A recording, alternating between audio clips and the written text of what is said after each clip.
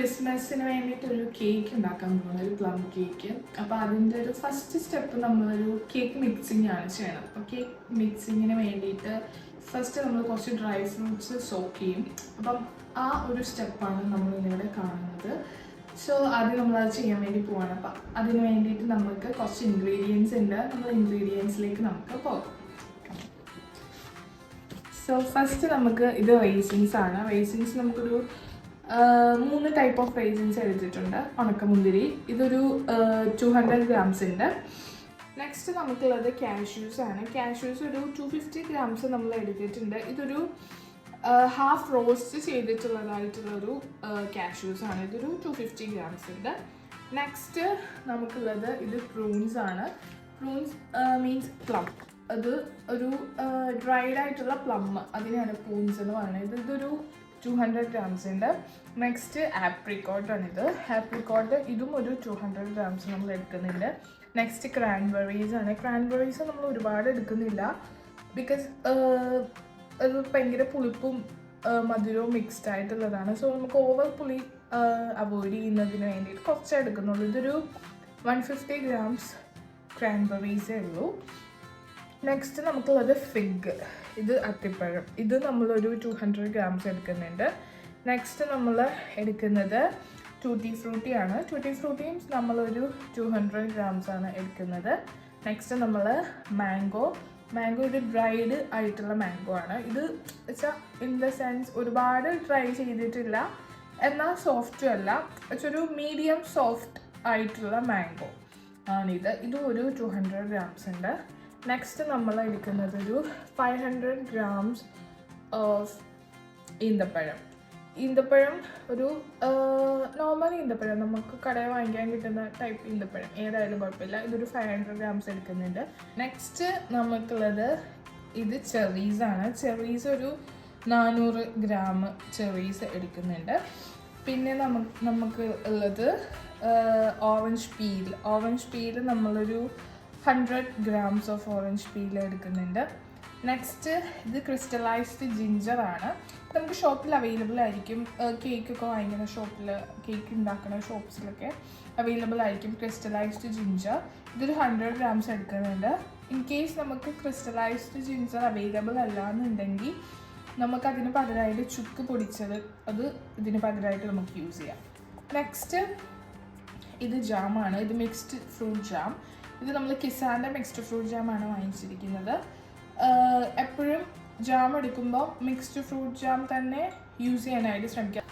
So next നമുക്കുള്ളത് ഇത് ഏലക്ക പൊടിച്ചതും അതുപോലെ ജാതിക്ക പൊടിച്ചത്, ഇത് രണ്ടുമാണ്. ഏലക്ക ഒരു 2 ടീസ്പൂൺ ഏലക്കായും ഒരു 1 ടീസ്പൂൺ ജാതിക്ക പൊടിച്ചതുമാണ് നമ്മളിത്.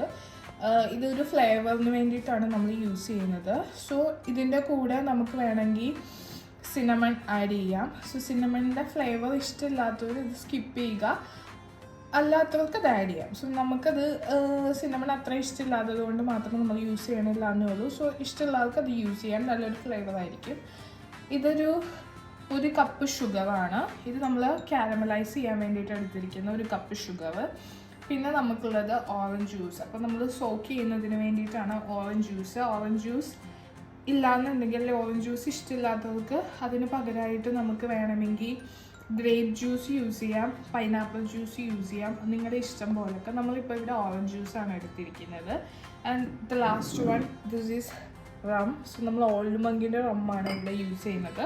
നമ്മളെപ്പോഴും റമ്മിൽ ഉണ്ടാക്കുന്നതായിരിക്കും കൂടുതൽ ടേസ്റ്റി. ഇതിന് പകരമായിട്ട് നമുക്ക് ഓൾട്ടർനേറ്റ് ഓപ്ഷനായിട്ട് നമുക്ക് വേണമെങ്കിൽ ബ്രാൻഡി യൂസ് ചെയ്യാം, അതുപോലെ വൈൻ യൂസ് ചെയ്യാം, ഒക്കെ നമ്മുടെ ഇഷ്ടം പോലെയൊക്കെ. പക്ഷേ ഏറ്റവും ബെറ്റർ ഓപ്ഷൻ എനിക്ക് തോന്നുന്നു റമ്മായിരിക്കും.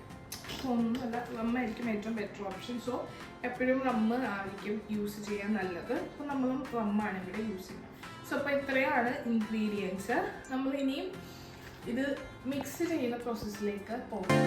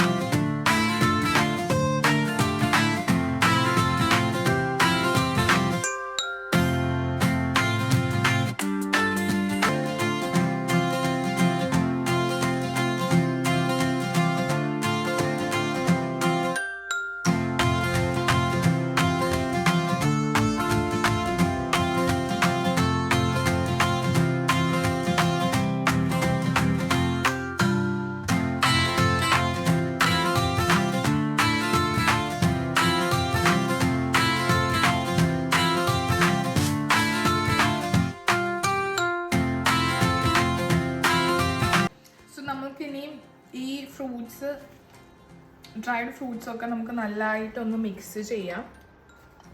സോ നല്ല രീതിക്ക് നമുക്ക് എല്ലാ ഫ്രൂട്ട്സും മിക്സ് ചെയ്ത് തുടങ്ങാം.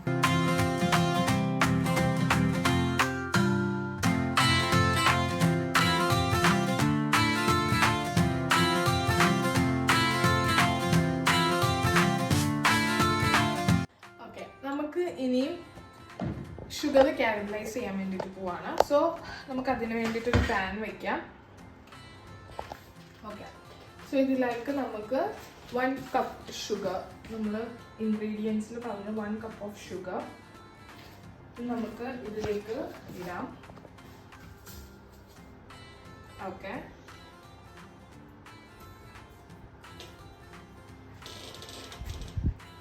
ഓക്കെ, ഇനി നമുക്ക് ഇത് കാരമലൈസ് ചെയ്യാൻ വേണ്ടിയിട്ട് പോവാണ്.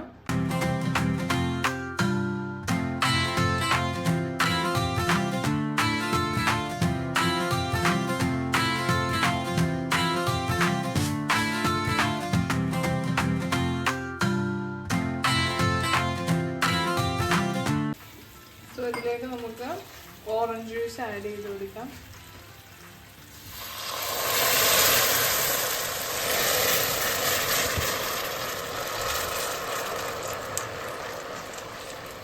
പതുക്കെ വേണം ജ്യൂസ് ആഡ് ചെയ്ത് കൊടുക്കാനായിട്ട്, അല്ലെങ്കിൽ മേ ബി സ്പ്ലാഷ് ചെയ്യും. സോ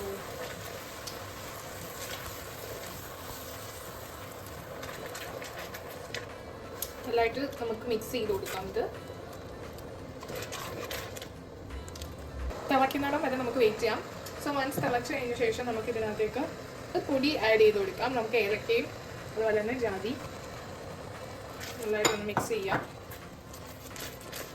സോ ഇനി നമുക്കിതിലേക്ക് നമ്മുടെ മിക്സ്ഡ് ഫ്രൂട്ട് ജാം നമുക്ക് ആഡ് ചെയ്ത് കൊടുക്കാം.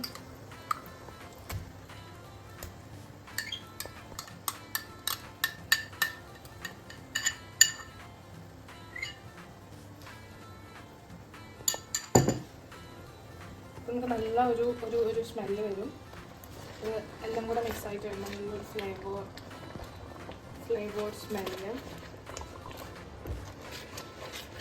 നന്നായിട്ട് മിക്സ് ചെയ്ത് കൊടുക്കുക. ഇത് പ്രത്യേകിച്ച് ജാം ഇതിലേക്ക് നല്ല രീതിക്ക് മിക്സ് ചെയ്ത് കൊടുക്കുക. എല്ലാം മിക്സ് ആയിട്ടുണ്ട്. നമുക്ക് ഇനിയും ഇതിലേക്ക് നമുക്ക് മിക്സ് ചെയ്ത് വെച്ചിരിക്കുന്ന ഡ്രൈ ഫ്രൂട്ട്സ് നമുക്ക് ആഡ് ചെയ്ത് കൊടുക്കാം. നമുക്കിതിലേക്ക് ഡ്രൈഡ് ഫ്രൂട്ട്സ് ആഡ് ചെയ്ത് കൊടുക്കുകയാണ്. ഡ്രൈഡ് ഫ്രൂട്ട്സ് ആഡ് ചെയ്യുമ്പോൾ എപ്പോഴും സൂക്ഷിച്ച് ആഡ് ചെയ്യുക, ബിക്കോസ് നല്ല ചൂടുണ്ടായിരിക്കും നമ്മൾ മിക്സാക്കി വെച്ചിരിക്കുന്ന ഇതിന്. സോപ്പ് എപ്പോഴും സൂക്ഷിച്ച് ആഡ് ചെയ്യാം. നമുക്കിത് നല്ല രീതിക്ക് ഇളക്കി കൊടുക്കാം. അപ്പോൾ വേണമെങ്കിൽ നമുക്ക് നമ്മൾ വെച്ചിരിക്കുന്ന തീ കുറച്ച് കൊടുക്കാം. ഒരു മീഡിയം ഫ്ലെയിമിലേക്ക് നമുക്ക് ആക്കാം.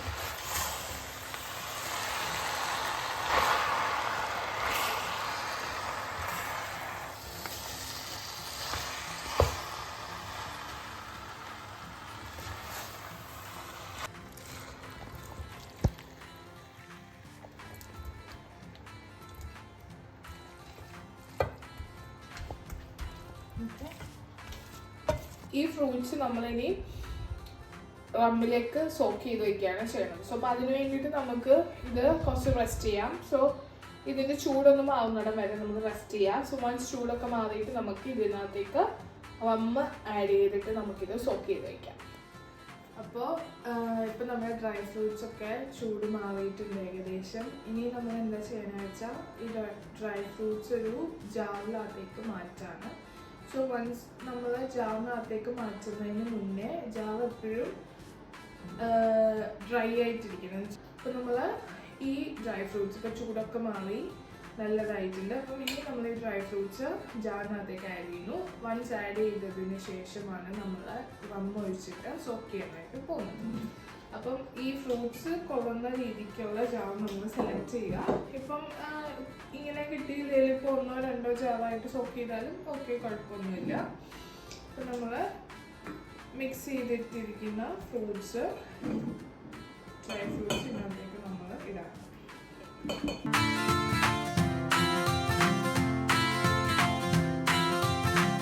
അപ്പോൾ നമ്മൾ ഡ്രൈ ഫ്രൂട്ട്സ് ഇപ്പോൾ ജാറിനകത്തേക്ക് ആക്കിയിട്ടുണ്ട്. അപ്പോൾ നമ്മൾ വിചാരിച്ചതിലും കുറച്ച് കൂടുതലുണ്ടായിരുന്നു. അപ്പോൾ അതുകൊണ്ട് നമ്മൾ വേറെ ഒരു ചെറിയ ജാറിലേക്ക് കൂടെ കുറച്ച് ആക്കിയിട്ടുണ്ട്. ഓക്കെ, അപ്പം ഇനി നമുക്ക് ഇതിലേക്ക് റമ്മ നമുക്ക് ഒഴിക്കാം, റമ്മിട്ട് സോക്ക് ചെയ്യാൻ വേണ്ടിയിട്ട്.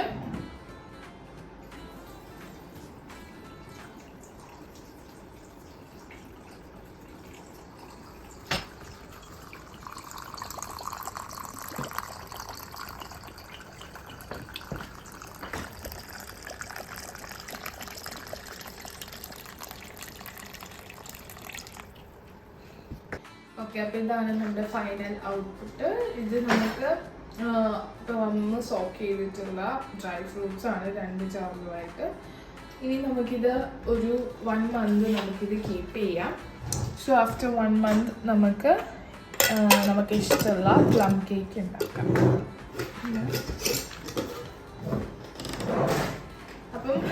അപ്പം നമ്മുടെ കേക്ക് മിക്സിങ് നമ്മൾ വൈൻഡപ്പ് ചെയ്യാണ്. അപ്പം ഇനി നമ്മൾ പ്ലം കേക്ക് ഉണ്ടാക്കുന്നത് നമ്മൾ എന്തായാലും അപ്ലോഡ് ചെയ്യും. സോ അപ്പോൾ എന്തായാലും നമ്മൾ ഈ സോക്ക് ചെയ്തിരിക്കുന്ന ഡ്രൈ ഫ്രൂട്ട്സ് ആയിരിക്കും യൂസ് ചെയ്യുക.